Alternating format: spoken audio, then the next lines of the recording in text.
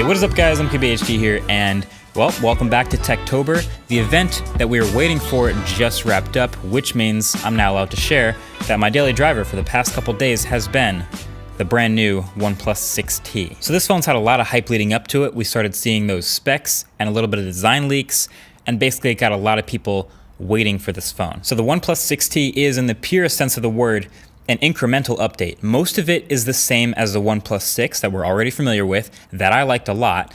And then you could consider this a bit of a design refresh a couple months later. So they took the OnePlus 6, which is already a pretty solid and well-liked phone, and then made some upgrades and some tweaks to things that they felt could be better, and they took it up a notch. Okay, there's your notch pun for the video. So there are, conveniently, 6 new things with the OnePlus 6T. So first of all, the new display.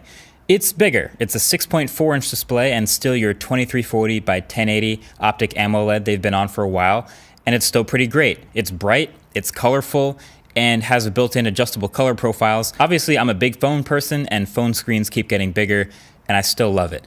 Also, slightly smaller chin than the OnePlus 6. Not drastically smaller, but you can see it when you put them side by side. So the display is definitely an improvement.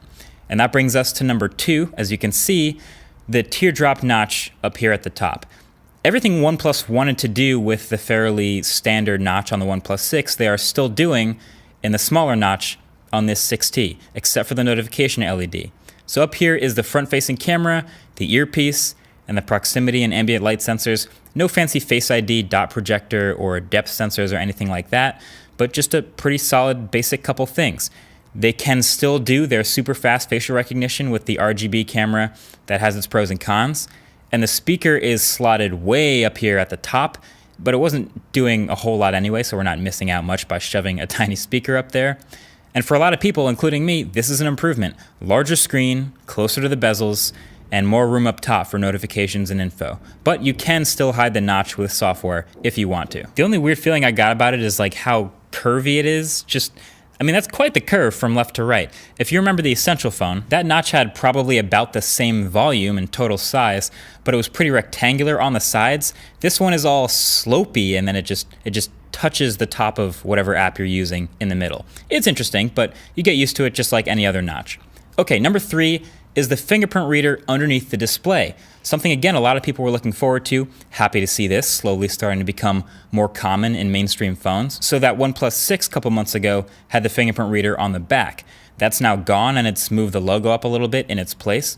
And you can now unlock your phone by just touching the glass. I've left it enabled the entire time I've been using it, and I'd say it's faster than that first gen from the Vivo phone I first tested a couple months ago, but still slower than the gold standard of like Touch ID or a lot of the physical fingerprint readers. It's just somewhere in between. It's not instant, but it's just a little beat of you unlocking your phone. It's getting there. You can't really just touch your finger to the screen and then remove it quickly and get to using the phone. It'll still tell you you're going too fast, but if you leave it there for a beat, you're in pretty quick. The animation is pretty corny, I think, and there's 2 others you can pick from in the software.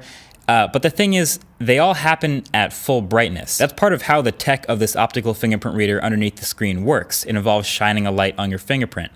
So even though it's an OLED and they can keep all the pixels black and the clock is dim to save battery, the fingerprint reader, when it reads your finger, goes to max brightness, and at night that can be kind of annoying. Basically, I was hoping there could be an even more subtle animation than the 3 that were provided. Also, that means that unlocking the phone at night, or when it's dark specifically, is kind of annoying. I know it's definitely nitpicking at this point, but think about it. I have both Face Unlock and fingerprint unlock enabled. At night, when it's dark, the Face Unlock camera, which just uses the RGB camera, doesn't work very well. So you have to use the fingerprint, and then when you use the fingerprint, it shines that full brightness light that kind of bleeds around your finger into your face, which is kind of annoying. I know that's, again, super minor, but this is the kind of stuff you notice when you use a phone every day, so I'll mention it. Number 4 is the new battery. So while the phone is pretty much the same size, this is OnePlus's biggest improvement on paper, going from a 3300 to a 3700 milliamp hour battery. That has been awesome in practice for the endurance of this phone. The 6 was already pretty good, but I'm now getting pretty consistently 5+ hours of screen on time. One of the days I had nearly 6 hours with 10% left.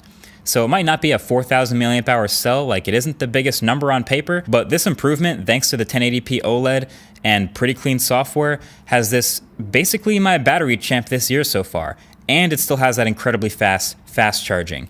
So that is impressive. Then number 5, it's true, the headphone jack is now gone on the 6T. Even OnePlus is getting rid of the headphone jack. A moment of silence for its loss. So yeah, it's 2018. Pretty much only Samsung and LG are left still riding that headphone jack train. And it's kind of interesting coming from a company like OnePlus, who we know to usually be first to listen to what users want. So when I asked them what their reasoning was for not having a headphone jack, because I got to ask them directly, they said it's the larger battery and the fingerprint reader under the screen both take up so much extra space in this same size phone that they felt it made sense to get rid of the headphone jack. So that's their words. And the number 6 new different thing is probably the best news. This phone starts at 128 gigs of storage now instead of 64, and for the same exact price as the last one, $549.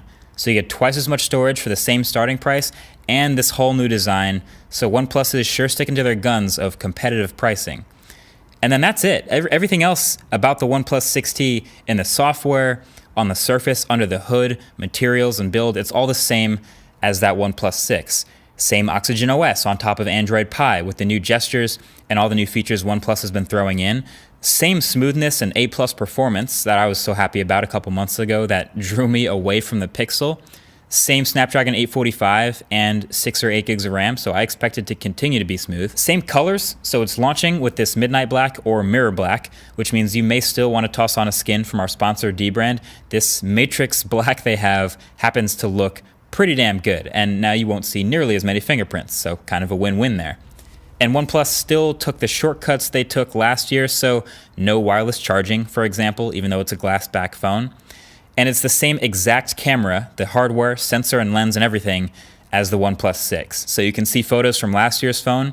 They are going to start to look better with each round of software updates. They're learning a lot from Pixel and iPhone's HDR techniques and building them in here. Plus a new night mode is here that does more with longer exposures and dark scenes.